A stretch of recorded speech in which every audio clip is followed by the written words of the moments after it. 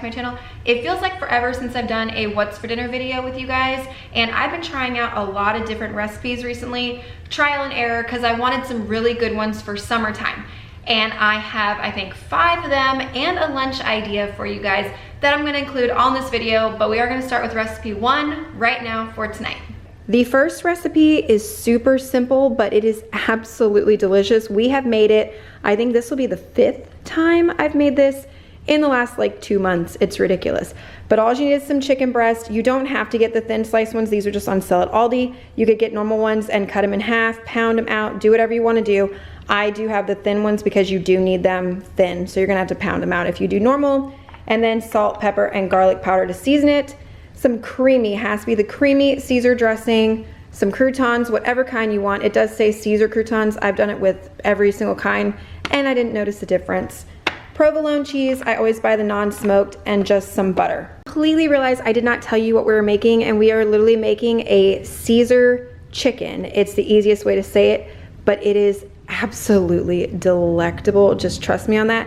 And step 1, take this out of the package, pat it dry, and preheat your oven 375. Chicken is in a glass 13 by 9. I didn't grease it or anything like that. I'm not worried about it. Next thing you want to do is take a glass bowl, melt 1 tablespoon of butter in the microwave in here, and take half of your bag of your croutons, or about 1 cup, and put them in another Ziploc bag. I'm going to show you why. And this is why, because now you get to take your frustrations out on the croutons. You're going to crush these. I don't care if you get a rolling pin, a pot, whatever you have, and you're going to break these down into whatever size crumb you want for the top of your chicken. Don't have too big of chunks, but also don't take this down to sand either. See here, mine still has some good texture in there. Some of it, yeah, it does go really small, but you still want to keep some texture. Take your crumbs and mix them into the melted butter. Now this part goes really fast and easy. First thing is about, ooh, not the paper, 1 to 2 tablespoons of the dressing on top of each one, and spread that out.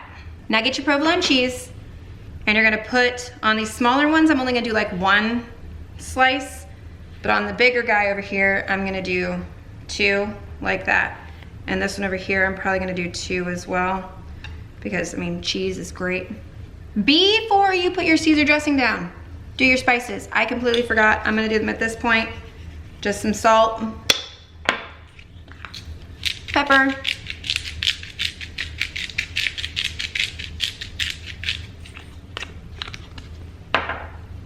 and garlic powder, just to taste. But like I said, do that before the dressing. Now take your crouton mixture and just evenly distribute it on top of each one of those. And that's literally it. Now you're just gonna put this in your oven, 375, for 20 to 30 minutes, depending on the thickness of your chicken. While that's in the oven, 2 side notes that the recipe did point out. 1, make sure to use the creamy Caesar dressing, because something about the other one is more balsamic-y and doesn't cook right in the oven. Number 2 is if your croutons are getting a little too brown because your chicken is a little too thick, you can cover it at about the halfway point with foil and still cook it that way, but wait until they're starting to get to that too brown point to put the foil on. Okay, there it is. All nice brown and toasty. Let this rest for like 4 or 5 minutes before you cut it. Mine took closer to the 30-minute mark because this one right here is a little big, but otherwise this took about a half an hour. We're gonna serve it with just a big Caesar salad because it goes so well together, and because it's hot outside and I like cold stuff. But you could serve this with yellow rice, white rice, mashed potatoes, noodles, really anything. Some broccoli steamed on the side would be delicious. But this is just how we serve it. I just cut into this one after I let it rest for a minute so you guys can see that it's not dried out in any way, shape, or form, and this is just so good. I will actually cut this up and put it on my salad. My husband eats them side by side, but I will actually chop this up and eat it that way. But absolutely fantastic summer dinner. Now it's time for dinner number 2. Tonight's recipe is a lemon Parmesan garlic chicken thing. I can't remember the exact name of it. It is from TikTok. It has over 11 million views and people raving about it. So I'm very excited to try it. Now I am using chicken thighs and they are already in a bag. You can use whatever chicken you want to, but get about 2 pounds of chicken and go ahead and put it in a giant Ziploc bag. I have a bowl, actually a measuring cup because it's easier for me to pour, and a whisk, and here are the ingredients you're gonna need. All of the exact measurements for all this will be down below. But you're going to need garlic, salt and pepper, onion powder, oregano, paprika, olive oil, some grated Parmesan cheese, not the shredded, you want grated, an entire lemon, the bigger the better, and then some honey. If you want to add heat, you can add crushed red pepper. 1/4 cup of the olive oil, and the best thing is just to mix everything in one big thing that you can pour it, but don't pour it yet once you get everything mixed up either. Do you put your lemon in there like this or like this? I'm curious. Look at the difference of the two. Recipe says about 4 cloves of this. I'm just kind of eyeballing it and calling it like that. Honey, it also says 1 tablespoon. I'm gonna eyeball it. Don't wanna deal with that. Is a full teaspoon. This one right here is also a full teaspoon. This one is a 1/2 teaspoon. I'm gonna go a little above because I like oregano. S&P to taste. It says a 1/4 teaspoon of this stuff. I'm not gonna do that. I'm just kind of gonna like, just shake the tiniest little bit in there and call that one good. Last thing is the grated cheese. It wants a 1/4 cup. I went a little heavy, but I mean, it's cheese. Whisk everything together really good. You're going to reserve a 1/4 of this. It is never to touch the raw chicken. You're just gonna save some of it in a separate bowl for later to put on top of the chicken when it's done cooking, and take all of the rest of it and put it in the bag with the chicken. Use a spatula, get it all out of there. Let's not be wasteful. Once you know that your bag is really good and sealed, start massaging around the marinade on the chicken so you know that it coats every piece. I always put mine on a tray or a plate, something to put in the fridge just in case there's a little puncture hole. I don't want that all over my fridge, but put both of these in there for at least 30 minutes, but up to overnight. And then this, when we're done cooking, we'll go back to using this, but go ahead and let this sit for a while. Mine's got about 6 hours it's going in the fridge. Since the chicken has to marinate for a while, and I did tell you I was gonna add a lunch recipe in here, I'm gonna show you how to make a copycat version of the chicken salad chicken salad. It is so good. It is probably my favorite chicken salad recipe to date, and I'm gonna show you guys how to do it. First thing is use chicken tenders. That's what they use, so that is exactly what I use. I have a little about 2 pounds. The recipe calls for 1.5 pounds that I use. And then reduced sodium chicken broth, a 32-ounce box. You can always add more salt. You can't take it away, so just go reduced if you can. All the chicken tenders in a large pot, and then put the entire box of the chicken broth in there with them. Once that's all in there, just turn this on to medium and let it come to a boil. And what you're doing is poaching the chicken, so once it comes to a boil, turn it down a little bit and let it cook for about 15 to 20 minutes until your chicken's completely cooked through. This right here is what I mean when I say boiling. It's never gonna come to a full rolling bubble. You don't want that. You just want a nice low simmer like that in there.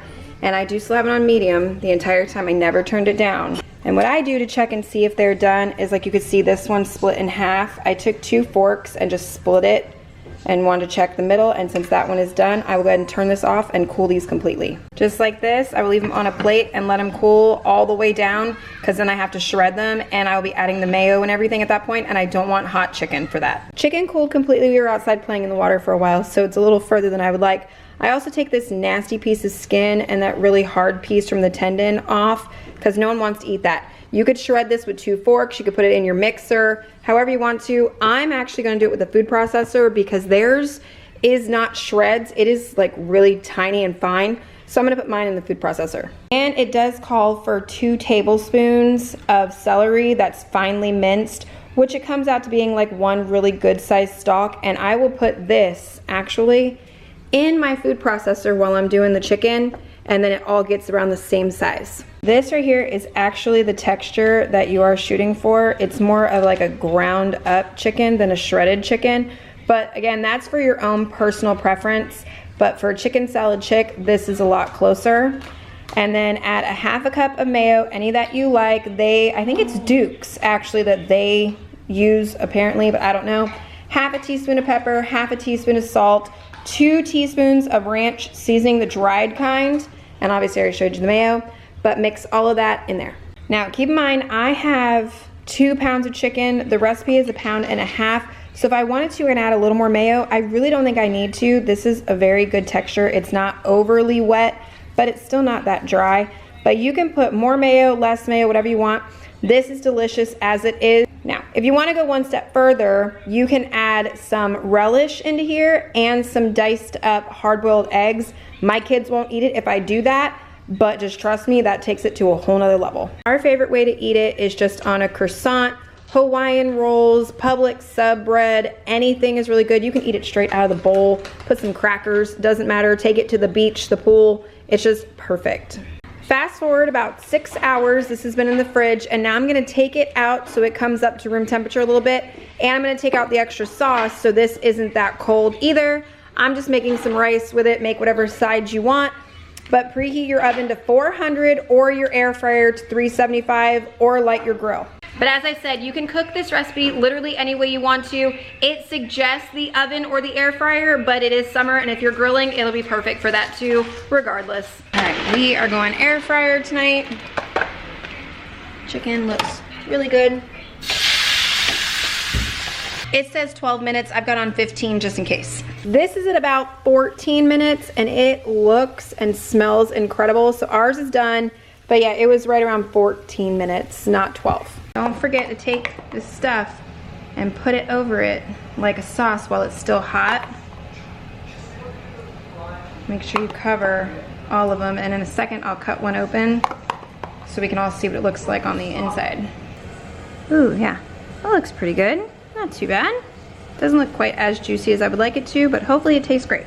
I completely understand the 11 million views because that is really good, and keeping the extra reserve to go over the top, it really makes it. And yeah, I have canned carrots because that's all my kids will eat, and just white rice with butter and pepper like my grandmother taught me, but very simple, so delicious. Serve it with whatever you want, but don't skip on that one.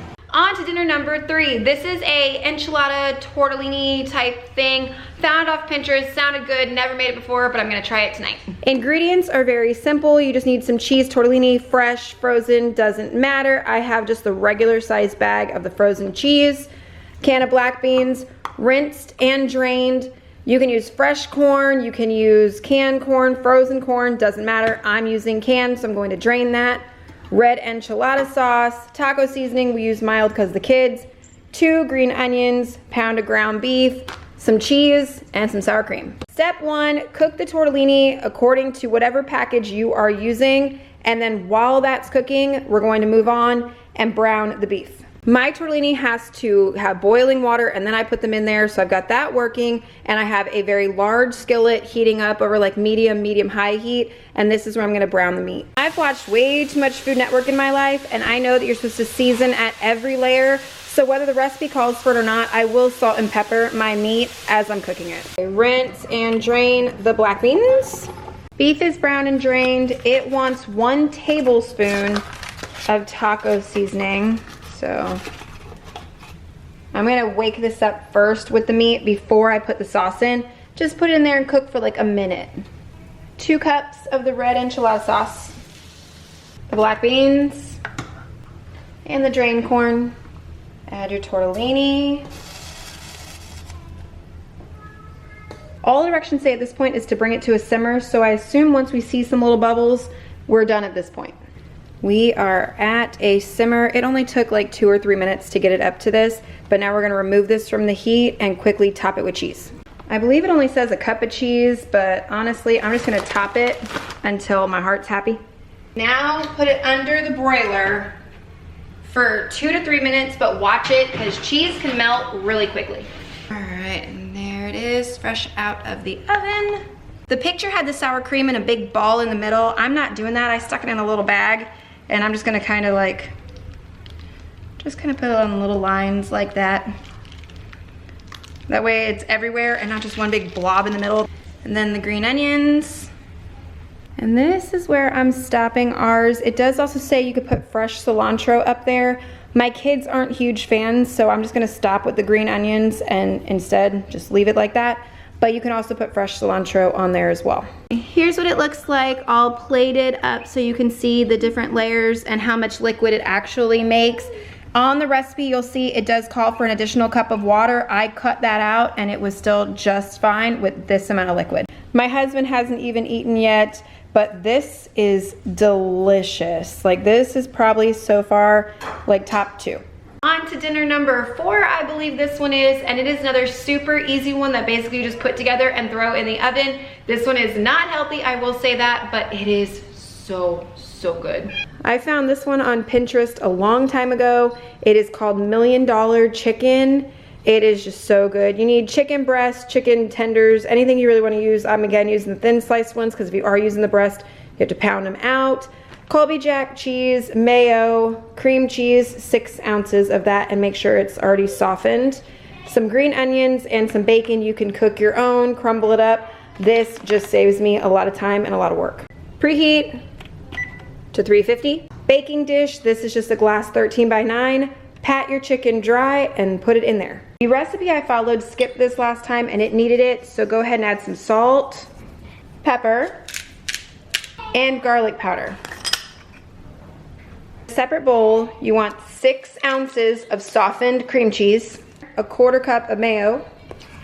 Mix this up a little before you move on. In the bowl, you're gonna add some green onions, save some for the top for garnish, so just make sure you hold on to a few, but put the rest of them in the bowl. Same with the bacon. I will reserve some over here with the green onions to put on top later. And the rest of it, I'm going to go ahead and put in the bowl. The recipe calls for 1.5 cups. I'm using 2 cups, but we're only gonna put 1 cup in this bowl. Now take some of the mixture and put it on top of each one of the chicken breasts. I like to kind of evenly distribute it first before I go pushing it down. That way I know that I'm gonna have enough for each one. And then I'll just move it around once it's in there. Now take the rest of your cheese and cover them with that. This is why it says 1.5 cups, because this is already excessive, and I just have a tiny bit of cheese in there, but I'm gonna use it anyways, because why not? And in the oven it goes for 30 to 40 minutes. While the chicken is in the oven, that's when you can make your other sides. If you don't want to continue on with the heaviness, because it is a very rich chicken dish, you can serve it with a really good side salad or some steamed vegetables and call it good, and this one would be delicious just like that. But this one is amazing. I think this is our like 4th or 5th time making it, and everyone in my house enjoys this one. This over and remove the cat so he doesn't burn himself. Put on the garnish, the reserved bacon, which it doesn't stick for crap. And then the green onions. Yes, both of them know the word bacon. Hunter. So I saved just a few tiny little pieces.